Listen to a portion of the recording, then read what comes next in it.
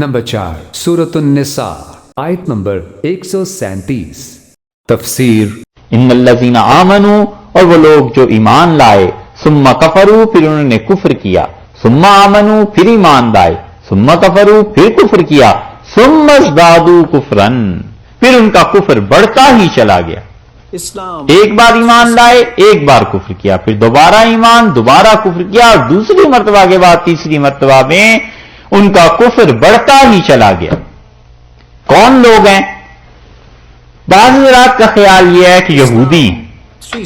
مفسرین کہتے ہیں ان الذین آمنوا، وہ لوگ جو ایمان لائے حضرت موسیٰ علیہ الصلوۃ والسلام پر، ثم کفروا، پھر اس کے بعد شرک کیا اور بچڑے کی پرستی شروع کر دی، کفر کیا، ثم آمنوا، پھر ایمان لائے حضرت موسیٰ علیہ الصلوۃ والسلام پر، ثم کفروا، پھر انہوں نے کفر کیا حضرت عیسیٰ علیہ الصلوۃ والسلام کا، ثم ازدادوا کفرا، اور پھر اس کے بعد رسول اللہ صلی اللہ علیہ وسلم کا انکار کر کے اپنے کفر میں بڑھتے ہی چلے گئے۔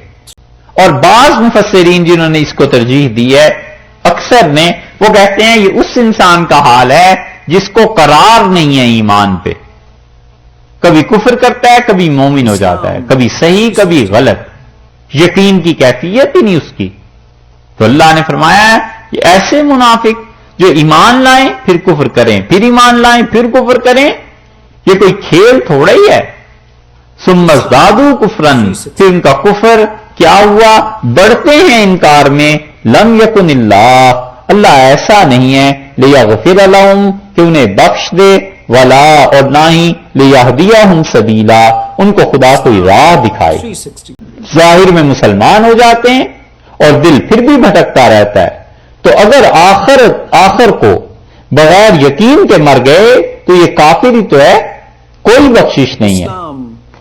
اور ظاہر میں جو مسلمان ہو رہے ہیں اس کی وجہ سے کوئی راہ نہیں ملے گی۔ یہ سوچنا چاہیے انسان کو کہ ظاہر میں ہم سب مسلمان ہیں، اللہ کے ہاں بھی مسلمان ہیں یا نہیں؟ مسئلہ تو اللہ کا ہے۔ وہ یہ کہے کہ مسلمان ہے تب بات ہے، وہ نہ مانے تو پھر لڑکا تو دستخط کر دیتا ہے نکاح نامے پہ، اور بات یہ ہے کہ جب اندر گواہ جاتے ہیں نا تو سوچنا چاہیے کہ اگر وہاں سے انکار آ گیا تو پھر کیا ہوگا۔ یہی ہے نا، ایسی ہی بات ہے کہ ہم تو سب مسلمان ہیں، اللہ نے بھی اگر کہا مسلمان ہے تو پھر تو بات بنی، اور اللہ نے اگر کہہ دیا کہ یہ مسلمان نہیں تو پھر کیا ہوگا۔ اس لیے ظاہر میں ایمان، ثم ازدادوا کفرا، پھر اس کا کفر بڑھتا چلا گیا، دل کو اللہ کے ساتھ تعلق ہی نہیں ہے۔